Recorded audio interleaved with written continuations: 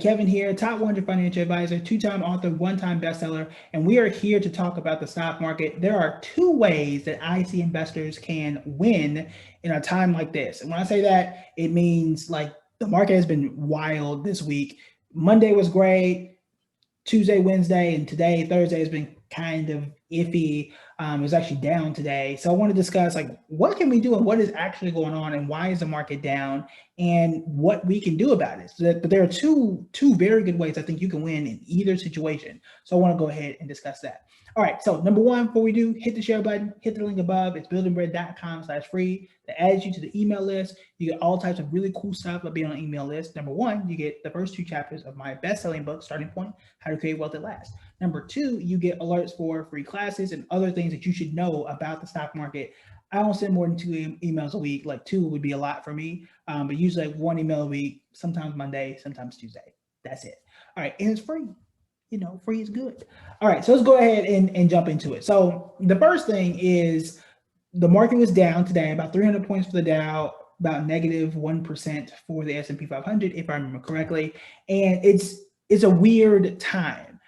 The good news is it is what we thought it was. And when I say that, for the last 3, maybe 4 weeks, I've been saying there are 3 major events that are going to really weigh on the stock market. It was the potential stimulus. We'll see if that gets passed or if nothing happens.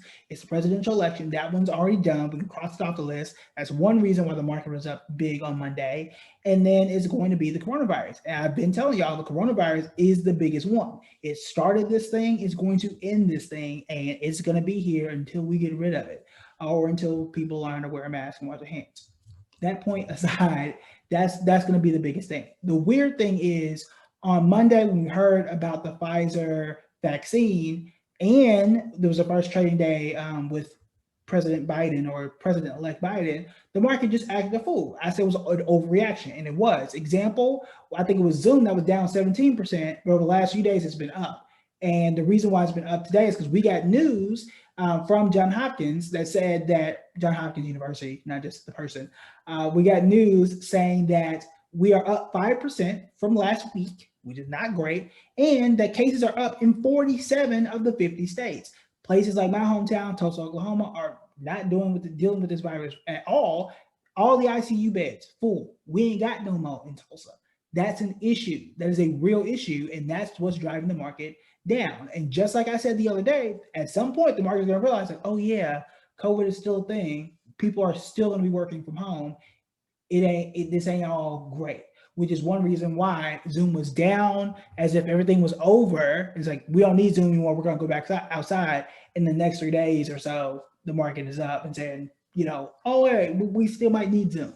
So it's a weird time. Like I've been saying, the market doesn't always make sense. It's investors have to make sense of the market. All right, so what are the 2 ways that you can make it out of this and make it make sense? The first one is your defensive stocks, those consumer goods, consumer staples, whatever category you want to call it. Those are still going to be what I think the place that you're going to make the money and defend yourself the best right now. So, for example, a lot of stocks were down across the board. What went down? Walmart, Costco, Clorox. Those were fine. Those stocks were totally fine. But in addition to those, you got the defensive list I put out the other day that featured, I don't remember all of them. We had MasterCard, Costco, Walmart, Dollar General, and then there are 2 others. Clorox is another one, and maybe Colgate Palmolive, if I'm not mistaken. I think I had a REIT in there too. American Towers was the one that was on there. But those are a bunch of them. But those are the ones that people are going to have to use no matter what happens. Also, those are the same stocks in most cases that were doing well before COVID. Because some people may be looking like, okay, well, if I get into some of these stocks now, when this is over, let's say January, and I have no idea when it's going to be over, January, February, March, April, May, June, you can just recite the whole calendar. When it's over, are these stocks then going to fall off? Initially, on that first day or so, they probably will, just out of sheer stupidity from the market. The reason I say that is stocks like Costco and especially Dollar General, they've been doing well. You can throw Walmart in here too.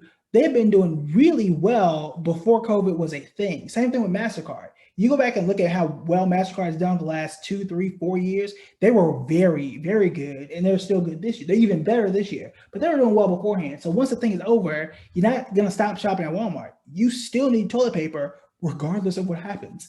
And same thing with Clorox, same thing with Costco. You're still going to use MasterCard, most of us anyway. So there's no logical reason why it would fall over the long term, which is why if I have those, and I do have some of those, I'm gonna just hold anyway. I've been having Walmart for 5 years.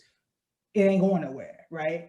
So for the majority of us, if that's what you want to do to protect your money now, if that's what you want to do to kind of make some money now, you get in it, and you might want to stay in it for the long haul. And as it if it falls, and that's a big if, because you don't know, you just keep picking it up, as I've been telling you guys to do this entire time. So that's way number one: defensive stocks and some of those consumer staples, consumer discretionary stocks.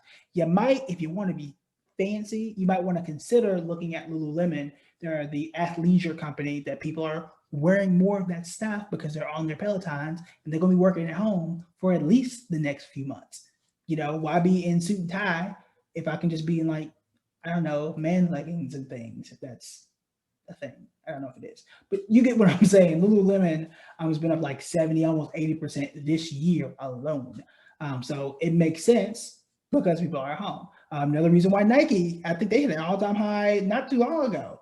A stock I've been telling y'all about that was down like crazy around December and January, and especially March of this year. I told y'all I was sticking with it, right? That's one way that you win is by sticking with quality companies. That aside, that's number one. Number two is still sticking with some of the bigger tech companies that have fallen off the map. Well, not really fallen off the map, but for example, Amazon. Again, something to look into. At one point, Amazon was at like $3,500 a share. It's down to 31. I don't know how much farther it's going to go, but I've been consistently buying because that's my process. Every single week, every other week, whenever payday is, that's where I'm going in and just picking up the quality companies that I've already had, because when it rebounds, it's going to be nice. And we've seen it. The reason why I say this is because we've seen it before. Same thing with Apple. Ever since the Apple stock split, it ain't been so great. And if you are somebody who did that, you know it ain't been so great, but you know it's still Apple. And when this thing is over and as things continue, you know you can't keep Apple down forever. Same thing with Amazon.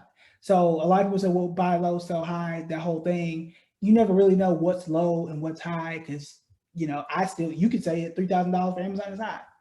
You never really, it's hard to call that, which is why I'm just consistent in buying it. But I do know this: if I buy it at 31 and at some point, because I can't tell you when, at some point it goes back to 35 or even higher, I bought it low, right? So the easiest thing for me to do is a lot of those beat up quality tech stocks, keyword quality. If you still have those, it still makes sense to continue getting it, even though it's not doing great right now, because it was doing great before October.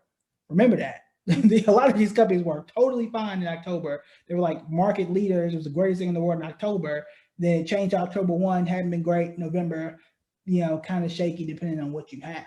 But those are the two ways. Number one, focus on defensive stocks, those consumer stocks, but also look into a lot of the FANG companies, what they call it: Facebook, Amazon, Netflix, and Google. I'm missing an A. I can't think of the A. But those, you get what I mean. There's two A's in FANG in this and that acronym. But those are the usual ones that are always in there. If you know that one, throw it in there, because I'm drawing a blank for some reason. But Apple and Amazon. Yeah, Facebook, Apple, Amazon, Netflix, and Google. But those are the things to look into, because if it's falling and people are not really realizing the value of Amazon, which it baffles me. If you're at home, you're going to be ordering because you ain't got nothing to do. If you are out, you're going to be ordering because that's what you've been doing. You really can't get around it at this point. And it's not the only thing they do, because they still got Prime and all types of other stuff. But aside from all that, those are the two ways you win. Focus on the consumer, focus on the defensive stocks, and then stick with the tech stocks that you know have done well over time. Because if it's low now, it's definitely going to be higher in time. Now, in time, definitely varies, but this would be the time to just continue your process. All right, that's it for me. Make sure that you share this and make sure that you join the email list if you haven't already. All right, that's it for me. Talk to you guys later. Bye.